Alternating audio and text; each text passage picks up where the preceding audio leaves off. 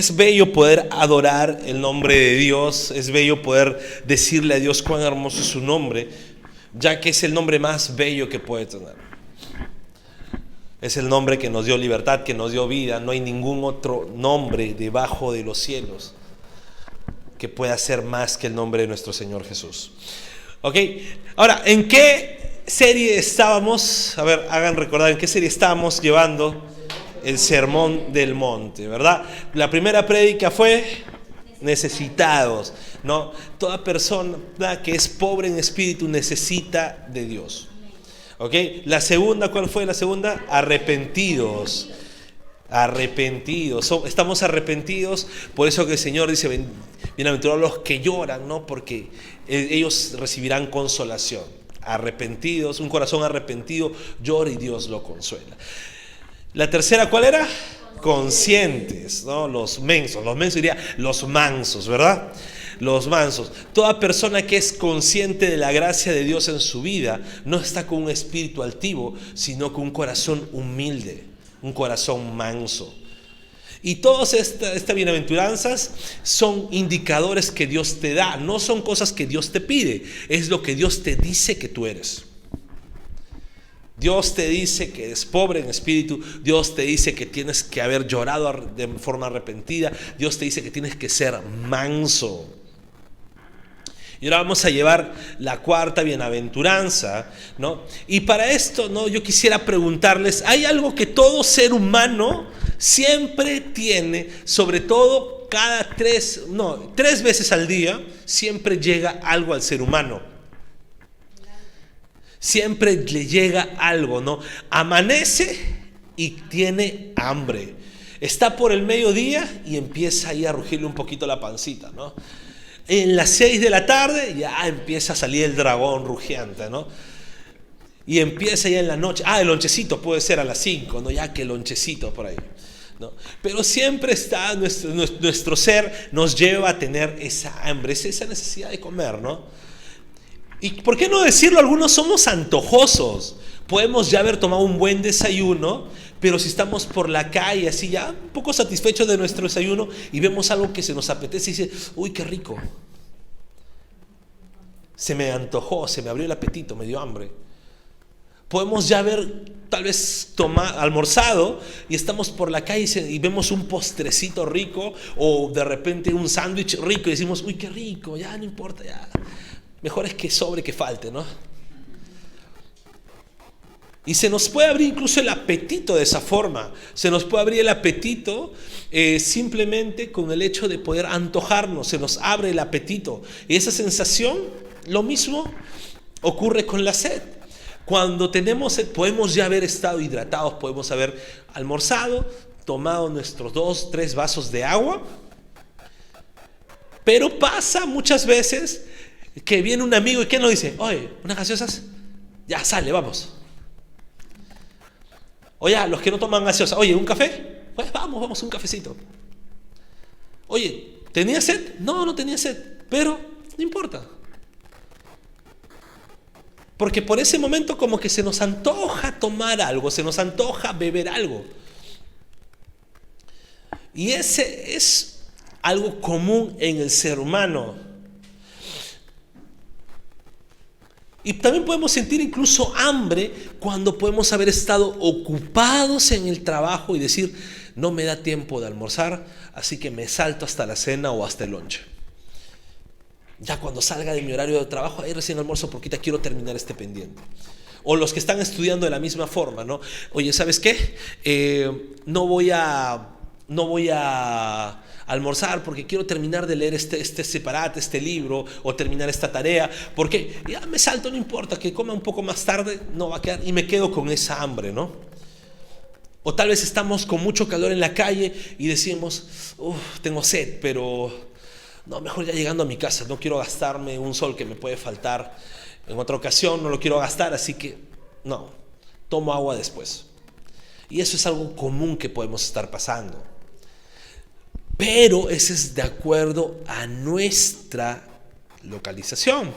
Eso es de acuerdo a cómo nosotros vivimos el mundo. Eso es de acuerdo a cómo nosotros vivimos en nuestra comunidad no es de acuerdo a todas las personas. Hay zonas, incluso en nuestro Perú, donde personas de verdad viven al límite de la muerte si es que no beben o comen. Están en ese borderline de si no comen, al día siguiente mueren, porque de verdad son muertos de hambre. Y aunque el término suena despectivo, se ha usado ese término de forma despectiva, no es un término alejado de la realidad, porque de verdad hay personas que son muertos de hambre, porque si no beben o comen, mueren. Y eso es algo que de repente no está en nuestra sociedad ahorita, o al menos en nuestra comunidad. Tal vez no vemos ello. Pero sí hay situaciones en las cuales personas mueren de hambre. Y pues justo de ello trata este mensaje, muertos de hambre. Y como cristianos tenemos que ser muertos de hambre. Todavía antes que se ofendan, vamos a ver de qué trata este mensaje. Y quiero que puedas leer conmigo, para empezar, Mateo 5:6. Vamos a leer Mateo 5:6. Lo puedes buscar en tu celular, buscar en tu Biblia, y si no, en la pantalla va a aparecer. Tal vez algunos hasta de memoria se lo saben. Okay. Mateo 5:6 dice: bienaventurados los que tienen hambre y sed de justicia, porque ellos serán saciados. Oremos para poder empezar este mensaje. Amado Dios Todopoderoso, gracias te damos porque permites en tu infinita misericordia que podamos escuchar tu palabra.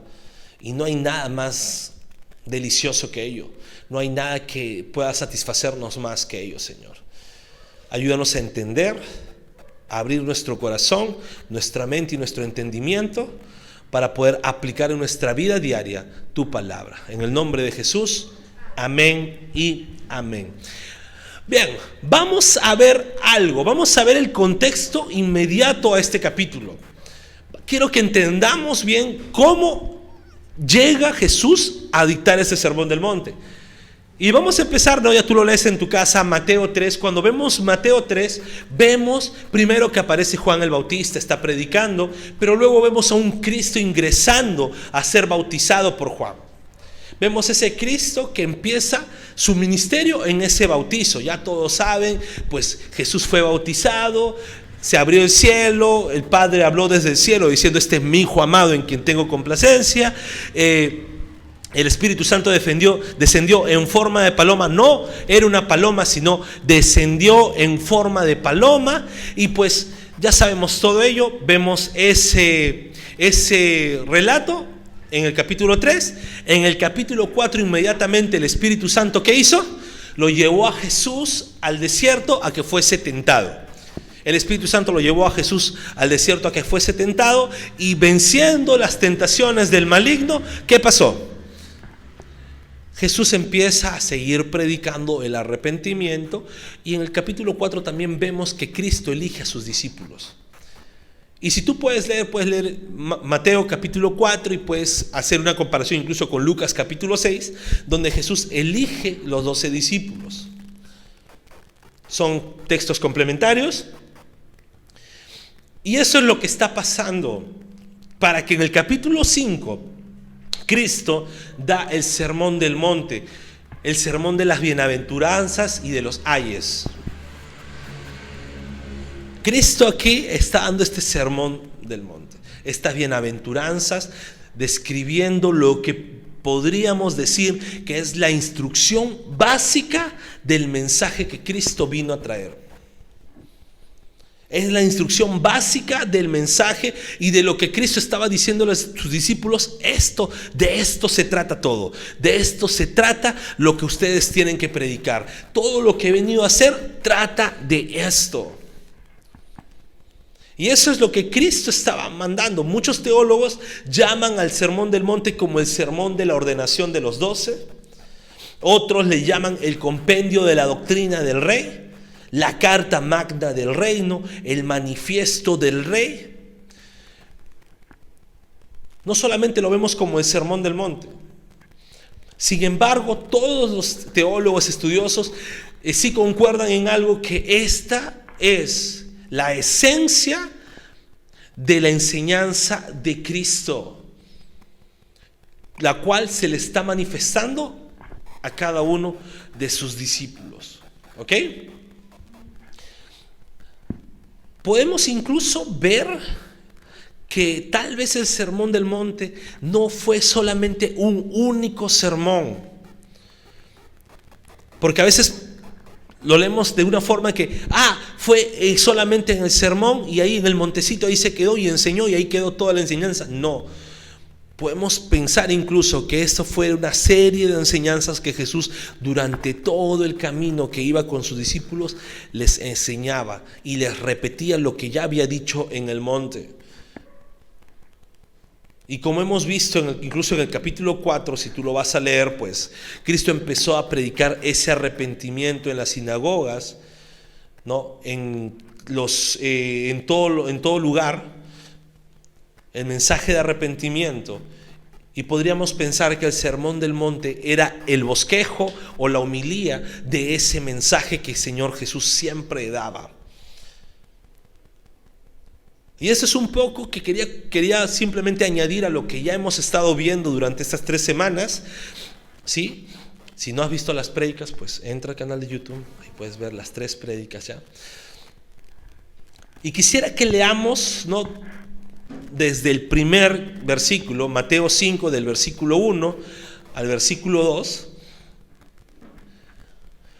Lo puedes ver también en la pantalla. Y dice la palabra: viendo la multitud, subió al monte y sentándose, vinieron a él sus discípulos. Versículo 2: y abriendo su boca les enseñaba, diciendo, ahí quiero quedar un ratito. Esto tiene bastante enseñanza. Primero, cuando un maestro o un rabí estaba con sus seguidores, este maestro caminaba enseñando. Este maestro iba de lado a lado enseñándoles, los discípulos atrás iban siguiéndole, incluso hasta trataban de imitar lo que el maestro hacía, la forma como caminaba, porque era un maestro de renombre. Pero todo pasaba a una parte sumamente especial cuando el maestro iba a un lugar y se sentaba. Cuando hacía esto ese maestro, ese rabí, los discípulos prestaban mucha más atención. ¿Por qué? Porque sabían que esa enseñanza iba a ser fundamental. No es simplemente, Jesús seguro se cansó y subió al cerrito para sentarse, no estaba más cómodo, o tal vez hacía más calorcito arriba en el cerrito, ¿no? Acá abajo hace mucho frío, sube al cerrito y hay calorcito. No. Tiene una enseñanza que Jesús, lo que iba a decir, iba a ser fundamental. Y ahora, esta forma de escritura que dice, y abriendo su boca les enseñaba, diciendo, tal vez podemos incluso decir, pensando occidentalmente, siglo XXI, con la gran literatura que ahora hay, podemos pensar que está escribiendo nada más. Bueno, es lógico, pues tiene que abrir la boca para enseñar, ¿no? Podemos pensar ello. Sin embargo, cuando se escribía en el siglo I de esta forma, era que lo que iba a decir esta persona era algo trascendental, algo que iba a salir de lo profundo de su ser y de lo profundo de su conocimiento. Entonces, en estos 2 versículos vemos que este sermón no era un sermón cualquiera, no eran simples palabras que decía Cristo, sino que era una enseñanza fundamental, y lo que iba a enseñar era profundo y trascendental. ¿Sí? Y luego empieza con el versículo 3 al versículo 5, lo leemos, dice: bienaventurados los pobres en espíritu, porque de ellos es el reino de los cielos. Bienaventurados los que lloran, porque ellos recibirán consolación. Bienaventurados los mansos, porque ellos recibirán la tierra por heredad. Y ya hemos visto estas prédicas expuestas de forma muy, muy intensa, de forma muy clara, ¿no? Los pobres en espíritu son los que siempre necesitamos de Dios. Los que estamos arrepentidos, pues estamos en en un constante lloro porque nuestro pecado nos aflige, pero el Señor nos consuela. No es un lloro simplemente que queda ahí, sino que el Señor nos consuela. Y los que estamos conscientes de la gracia de Dios en nuestras vidas, no podemos mantener un corazón altivo, sino somos mansos, ¿no?, en el actuar con el mundo, en el actuar con las demás personas y en el actuar con nuestro prójimo que puede pecar. Y ahora vemos en el versículo 6, nuevamente lo leemos, dice: bienaventurados los que tienen hambre y sed de justicia, porque ellos serán saciados. Y yendo un poco a mi introducción, ¿no?, quiero que entendamos lo que significa tener hambre y sed. Y nuevamente, el hambre y sed que refiere acá en este escrito del primer siglo no es el hambre y sed que podamos tener. No es el hambre y sed que tal vez ahorita a las 6:20 pues ya estemos sintiendo, uy, como que ya hace su hambrecita, ¿no? Y ya estamos pensando de repente, a ver, saliendo pueden ser unas hamburguesas, o saliendo puede ser su pollito, o saliendo una salchipapa allá abajo, ¿no?, con sus juguitos o su gaseosita. O pensar, ya voy a llegar a mi casa y ¿qué me voy a preparar? Ya sé, ya. Como diría Sammy, yo mismo soy, ¿no? Entonces no se trata de esa hambre y sed. El hambre y sed de la época de Cristo, el hambre y sed de la Palestina del primer siglo, era un hambre y sed terrible. Porque lo que ganaba diario un jornalero, esas 10 pesetas no alcanzaba para nada. Podríamos decir que hoy viviríamos como reyes en el primer siglo si ganáramos el sueldo mínimo que nosotros ganamos. Pero lo que ganaban ellos no alcanzaba para nada, porque incluso ese sueldo para la época les alcanzaba, si querían comer carne, para una vez a la semana, y eso. Prácticamente estos tipos eran veganos a la fuerza. Estos tipos estaban a dieta. Lastimosamente esa dieta los ponía en la delgada línea de vivir o morir. Porque recordemos, no era un pueblo o un país donde tenían grandes tecnologías, o un país libre. Era un país que todavía estaba siendo sometido por el Imperio Romano.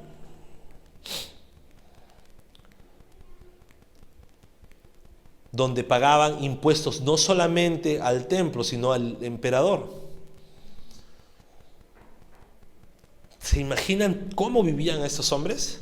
Y ellos sí sentían verdaderamente hambre.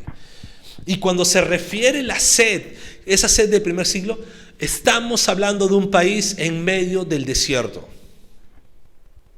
Un país desértico. Un país donde las casas no habían grandes edificios que cubran el viento, sino eran casas a lo mucho 2 pisos. Y al ser desértico, ¿qué hay en el desierto? No medían sol, no medían arena, sino ¿qué ocurre en el desierto? Siempre tormentas.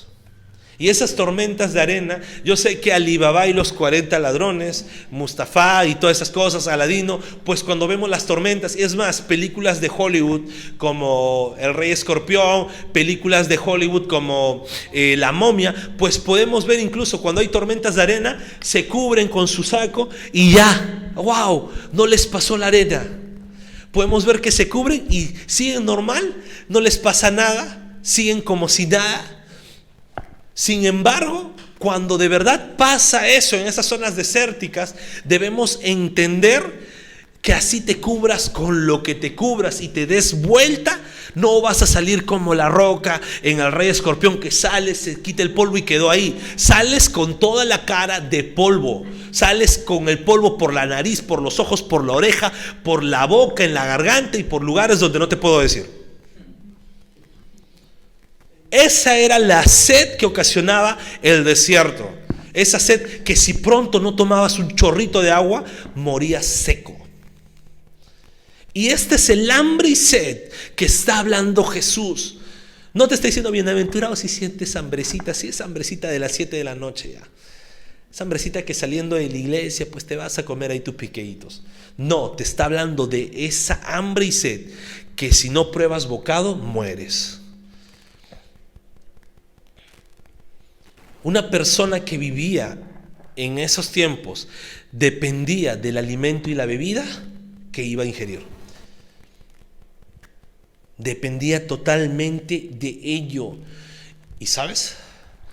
Esa es la marca que un cristiano debe tener en su vida. Esa hambre y sed es el sello que todo cristiano debe tener en su vida. Debe sentir esa necesidad. ¿De qué? Ahora lo vamos a ver. Pero debe sentir esa necesidad. Debe sentir que se está muriendo si es que no consigue lo que vamos a ver a continuación. Debe sentir esa sequedad. Debe sentir esa necesidad completa. Y quisiera que leamos Salmo 63:1. Vemos el salmista lo que está describiendo. Salmo 63:1. Dice la palabra de Dios: oh Dios, tú eres mi Dios, de todo corazón te busco.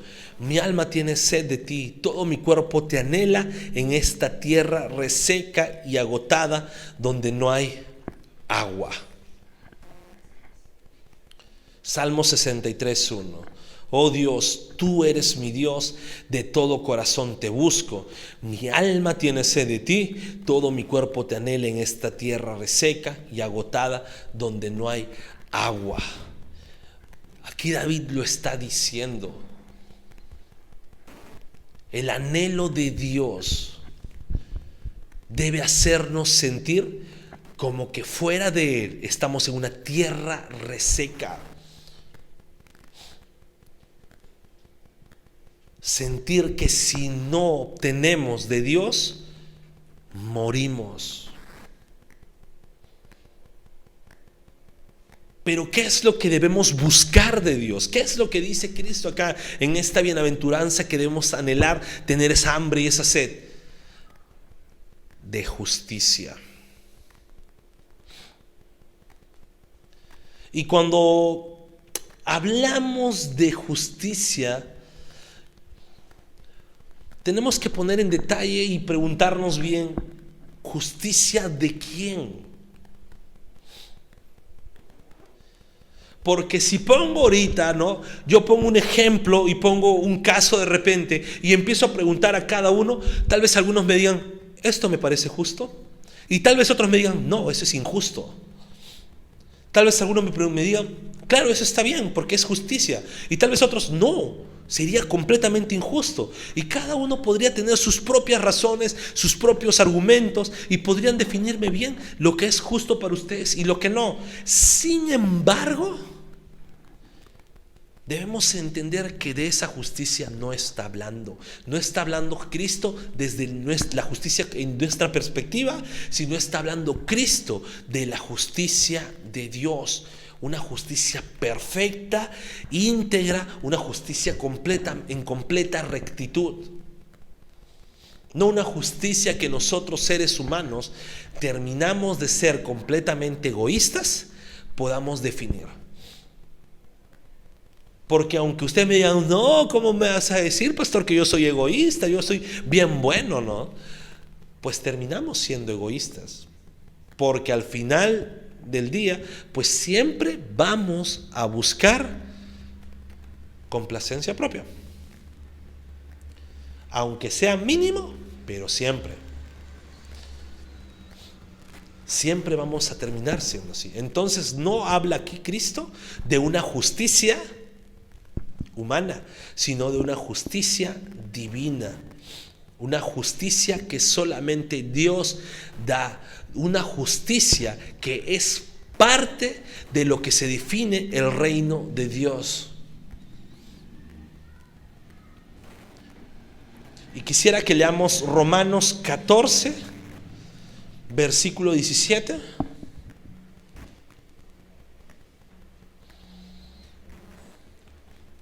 Romanos 14, 17.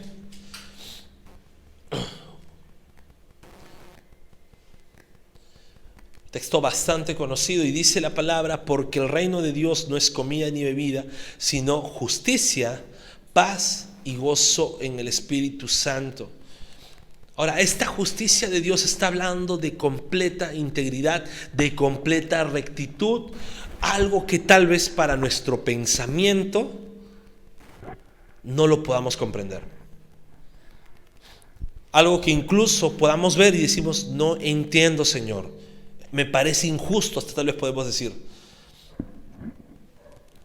Y hay algunas cosas, incluso, no sé los que han leído la Biblia, o tal vez yo sea el único pecador que haya pensado así, pero a veces puedo leer la Biblia y digo, Señor, esto no me parece justo. Yo no sé, de repente soy el único pecador acá que haya leído de esa forma, y si lo soy, pues excomúlguenme. Pero a mí me ha pasado, porque digo, no me parece, desde mi perspectiva, no me cuaja esto. Pero debemos entender que lo que nosotros podemos definir como justicia, Dios tiene la última definición. La total integridad de la justicia viene de parte de Dios. La total integridad de lo que significa ser justo viene de Dios. La rectitud de una justicia correcta es de Dios y no de lo que podamos definir como seres humanos, no lo que podamos definir como personas. La verdadera justicia es de Dios solamente. Y eso es parte del reino de Dios. Si estamos dentro de la iglesia, si estamos dentro del reino del Señor, pues debemos entender que estamos en un reino de completa integridad, de completa justicia, de completa rectitud. Entonces ya hemos visto, tenemos que anhelar como si muriésemos si no tenemos la justicia de Dios. Esa hambre y sed que nos deja secos debe ser por la justicia de Dios. Pero ¿sabes? ¿Hay algo? Es que Dios no te va a dejar con esa hambre morir. No te va a dejar deseando y muriendo. Porque ¿qué dice? Ellos serán saciados. Y pudiera preguntar ahora, ¿cuánto alimento necesitaríamos para alimentar a esta persona que estaba en esa línea de morir o vivir si no come? Dígame, ¿cuánto alimento necesitaría esta persona? ¿Ustedes creen que se llenaría? Le pones un buffet y dice, come hasta que te sacies. ¿Tú crees que esa persona va a dejar algo? Le vas a poner la mesa y va a echarle. Si se llenó, por si acaso se lo mete al bolsillo, coge su bolsita y va a seguir así. ¿Por qué? Porque esta persona estaba a punto de morir por no comer. Estaba desesperado por comer y lo que va a hacer es coger todo lo que puede. Va a guardar para más tarde, va a guardar para mañana, va a regresar. Es más, y se va a ir porque sabe, no vaya a ser que me cierren la puerta. Voy a seguir aquí duermo, aquí pernocto, aquí me quedo. Nadie me va a mover porque acá hay comida. Y acá voy a siempre ser saciado. Esta persona va a estar en el completo anhelo, en completo saciamiento, si se podría decir esa palabra, de ese banquete. No va a dejar el banquete, va a estar siempre buscando ser saciado, va a estar con esa hambre total.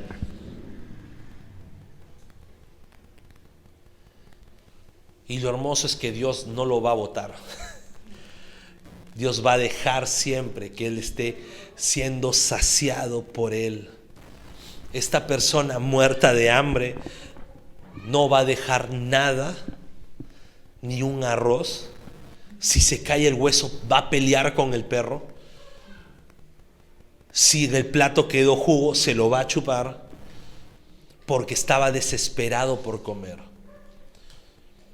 Va a beber de la forma como si nunca hubiese tomado agua. Va a comer como si nunca hubiese visto alimento. Y ahora, ese anhelo del cual está describiendo, recordemos que Cristo en las bienaventuranzas no está diciendo, tú tienes que buscar ser pobre, tú tienes que buscar llorar, Tú tienes que buscar ser manso, tú tienes que buscar tener hambre. No, Jesús lo que está diciendo es: tú eres pobre, tú lloras, tú eres manso, tú tienes que tener hambre y sed. Te está definiendo como cristiano. Lo que Cristo está haciendo es definiendo cómo debes estar tú. Y tú debes estar en completa hambre. Debes ser un muerto de hambre por la justicia de Dios. Yo sé que el término suena fuerte, pero no me importa. Pero debes estar muerto de hambre por la justicia de Dios. Debes estar ahí, cargoseando. Y es un poco, vamos a decir, no conciso, como Cristo empieza diciendo: bienaventurados los pobres. Y cuando vemos cuál es la característica de una persona pobre, la característica que más lo define es que esta persona pobre siempre tiene hambre. La persona pobre no te va a decir: oh, no tengo para mis zapatillas de marca. Si piensa así, no es completamente pobre. La persona pobre no te va a decir: mira, tú estás con tu casaca jean y yo no tengo. No, esa persona no es completamente pobre. La persona pobre lo que te va a decir es: ¿tienes un pan? Tengo hambre. ¿Tienes una galleta? Tengo hambre. Yo recuerdo mi barrio cuando recién estaba empezando a levantarse, ¿no? Este barrio tiene muchos años, pero cuando recién estaba empezando a levantarse, ¿no? Las personas se estaban acomodando ya. No había pista, no había nada. Y tal vez no era, mi familia no era de la condición más humilde. No pasábamos necesidad, pero tenía amigos que sí, pasaban mucha necesidad. Y cada vez que nos juntábamos ahí pirañando, estos amigos me decían siempre: hoy tienes algo que comer, tengo hambre. Sácate arrocito, pues. O sácate un pan, o sácate un plátano, o sácate algo. Y yo en ese tiempo no entendía, decía: chistoso, ¿no? Que le pida a su mamá. Pero ahora puedo ver que era una característica de la necesidad que ellos pasaban. Ellos no me decían: mira, pucha, pásate unas zapatillas. No, ellos miraban primero lo que necesitaban ser saciados, que era tener hambre. Y Cristo está diciendo: bienaventurados los que tienen de verdad esa hambre de la justicia de Dios, de la integridad del Señor, porque ellos van a ser saciados. Y mira, nosotros hemos sido saciados desde la primera vez que el Señor nos justifica. Porque tal vez inconscientemente, cuando Cristo llega a nuestras vidas, lo primero que pensamos es: ¿y ahora cómo me justifico? Cuando entendemos de verdad el Evangelio, no pensamos en: ahora Dios sáname, ahora Dios bendíceme con mucho dinero. Cuando pensamos verdaderamente en el Evangelio, decimos: Dios, ¿cómo me salvo? ¿Qué tengo que hacer para ser salvo? Y ahí empieza el primer paso de ser un muerto de hambre. Porque no puedes satisfacerte por ti mismo, pero Dios te satisface con la justicia que Cristo hizo en tu vida.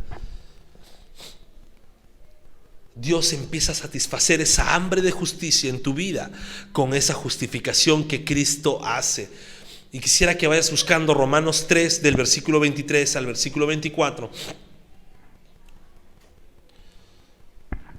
Romanos 3, 23, 24, texto sumamente conocido, texto que quiero que se lo aprendan de verdad. Y Romanos 3, del versículo 23 al 24, dice la palabra: por cuanto todos pecaron, están destituidos de la gloria de Dios, siendo justificados gratuitamente por su gracia mediante la redención que es en Cristo Jesús. Ese primer saciamiento que tú tienes es lo que Cristo hizo en tu vida. Empieza justificándote. La justicia de Dios, esa justicia íntegra, recae sobre ti. Y ahora, no recae por cuán justo seas tú. Recae por la justicia que Cristo hizo en la cruz. Pero no queda ahí nuestra hambre, o no debería quedar. Porque nosotros como cristianos no debemos ser, ya sé que soy justificado, ya sé que Dios pagó el precio por mí, oye, qué chévere, mira, soy cristiano, ¿no? Y a veces nos gana la emoción, no decimos, soy cristiano, soy un hijo de Dios, arrepiéntete, pecador. Señalamos al resto, ¿no?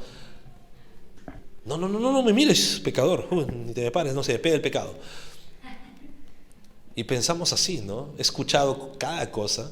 Que no te pongas el saco de cualquier persona, que no te pongas la ropa de cualquier persona, que te pase espíritus, tonterías. Sin embargo, la justicia y el hambre de justicia no queda ahí. ¿Por qué? Porque esa justicia va a hacer que yo anhele también hacer lo justo delante de Dios.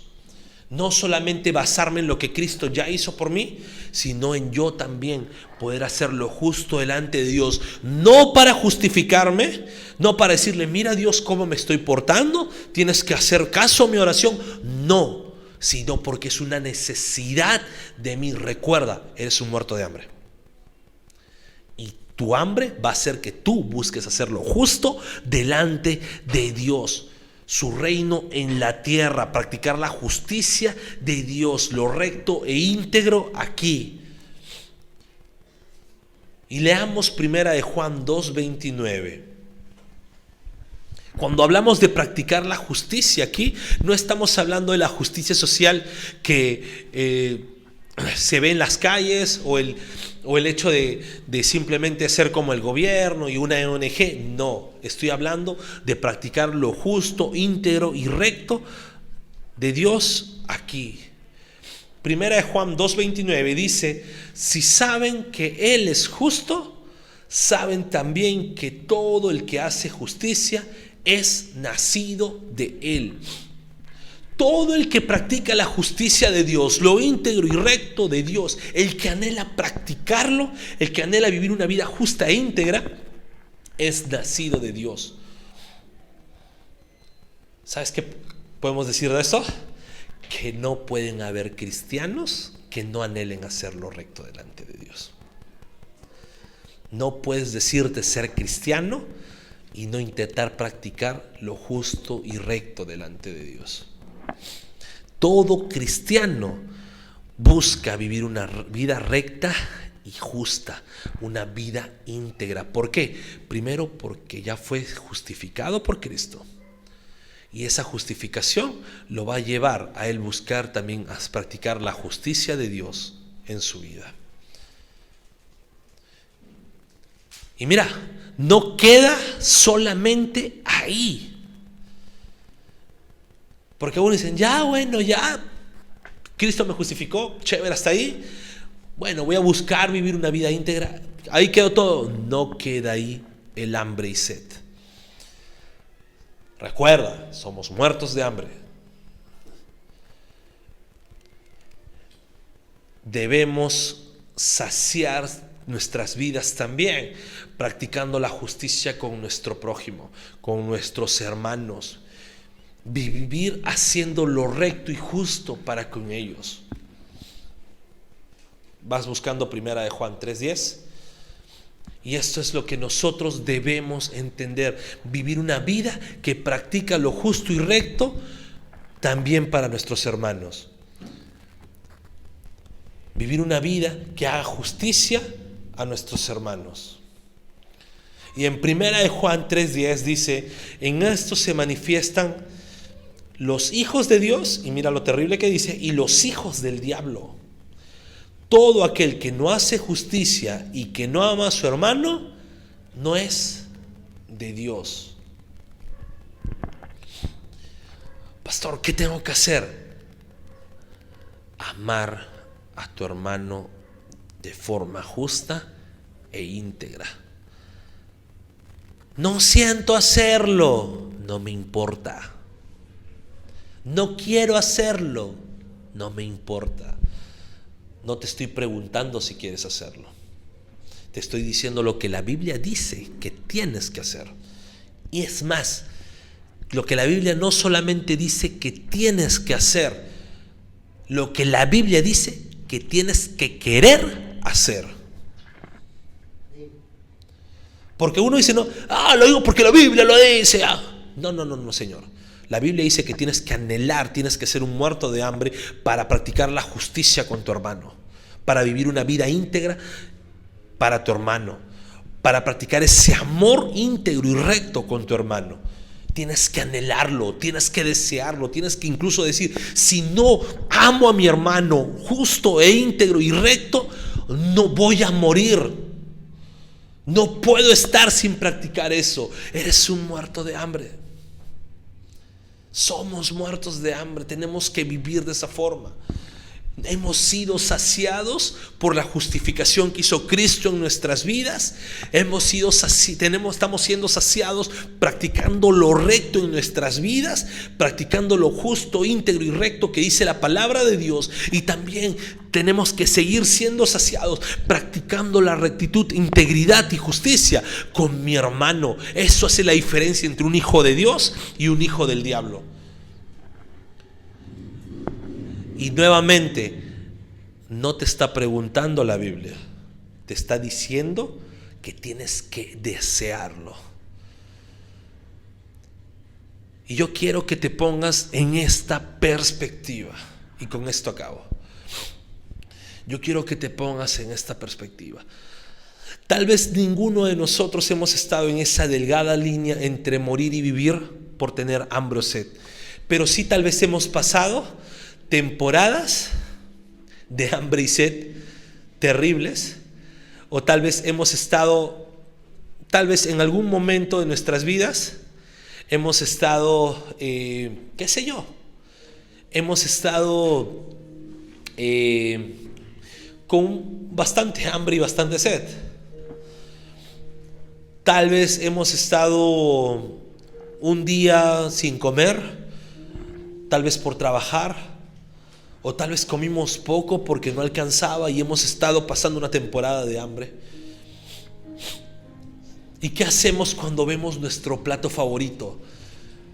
Antes de saciarnos, o estamos pasando por una pollería o por un lugar de restaurantes y olemos algo rico y delicioso y estamos con hambre, ¿qué es lo primero que decimos? ¡Wow! Empiezas a desearlo. Es más, antes que te sirvas, si es que te vas a comer eso, ¿qué es lo que te imaginas? Uy, ¿cómo saboreo el pollo que está en mi paladar? ¿Cómo estoy saboreando ese juguito? ¿Cómo estoy saboreando las papitas, las cremitas, el juguito del ceviche? El plato que tú desees, que más deseas cuando estás en esa temporada de hambre. Estás que lo deseas, lo anhelas, estás que se te hace agüita la boca. Y si no sabes lo que es ese antojo, pregúntale a una mujer que ha dado a luz, a una mujer que ha estado embarazada, y pregúntale cómo son esos antojos. Y para que lo creas mejor, pregúntale a su esposo, que también puede haber tenido antojos. Se te hace agüita la boca por desear eso. Esa hambre, esa necesidad, ese deseo intenso de justicia de Dios es lo que tenemos que tener. Ese deseo intenso, decir, Señor, si no estoy viviendo íntegramente en tu justicia, si no estoy practicando esa justicia íntegra con mi hermano, ayúdame a desearlo. Tienes que anhelar eso. No solamente por obligación, sino por deseo propio. Es parte de nuestra vida cristiana. Y todo empieza porque Cristo nos hizo justos delante de Él. Esa justicia íntegra que, si hubiera sido por nosotros o por lo bueno que hayamos sido, nos hubiera completamente destituido de la gloria de Dios, eliminándonos por completo, mandándonos al infierno eterno. esa justicia que cae sobre nuestras vidas y que nos es puesta por Cristo, es la que nos hace vivir una vida justa e íntegra, anhelarla con todo nuestro ser y practicar eso con nuestros hermanos. Y mira, nos quejamos que el mundo está como está. Somos quejones escapistas hasta por las puras. Vemos las noticias, mira, todo va de mal en peor. Tengo un montón de amigos así. Mira cómo van las cosas. Ya hay que orar para que venga el Señor de una vez. Estamos viviendo una vida escapista. O una vida pesimista. Señor, aflígenos ya hasta lo último para que cuando tú vengas sea tu victoria. Completamente pesimista. ¿Por qué en lugar de ello no anhelamos la justicia de Dios y empezamos a vivir esa justicia nosotros aquí en este mundo? Y cuando empecemos a hacerlo, vamos a ver cómo el mundo de verdad empieza a cambiar. Si el mundo está como está, es porque hay cristianos que no están cumpliendo su papel en este mundo. Si el mundo rechaza a Dios, es porque hay cristianos que no están cumpliendo su papel en este mundo. Si la sociedad actual está que quiere manipular tu casa, tu billetera, tu vida, tus hijos y todo, es porque hay cristianos que no están en modo conquista, sino están en modo de que, ay Señor, ya ven. Están completamente pasivos. Y están satisfechos, no sé de qué, pero están satisfechos, pero no están teniendo hambre y sed de justicia. Es tiempo de que como cristianos anhelemos ello. Y parte de ello, parte de practicar la justicia ante mis hermanos, es compartir el evangelio en este mundo. Practiquemos evangelizando. Compartamos el evangelio. Seamos testimonio para los de adentro y para los de afuera. Pero no estemos sin anhelar o estar muertos de hambre y sed de la justicia de Dios. Oremos al Señor. Dios amado, gracias te damos por la bendición que nos das de escuchar tu palabra, por la bendición que nos das, Señor, de estar junto a ti. Y Padre, te pedimos por que tu palabra, Señor, sea aplicada en nuestras vidas, porque tu palabra, Señor,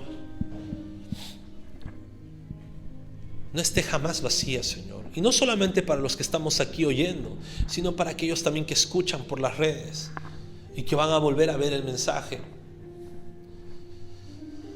Que esa hambre y sed de justicia sea de tu palabra, sea de tu justificación y sea de ti, Señor, de esa rectitud e integridad. Esa justificación que llega a nosotros a través de la cruz de Cristo y que nos hace vivir anhelando esa justicia en nuestras vidas y para los que están a mi alrededor. Te damos la gloria, te damos la honra. Amén y amén.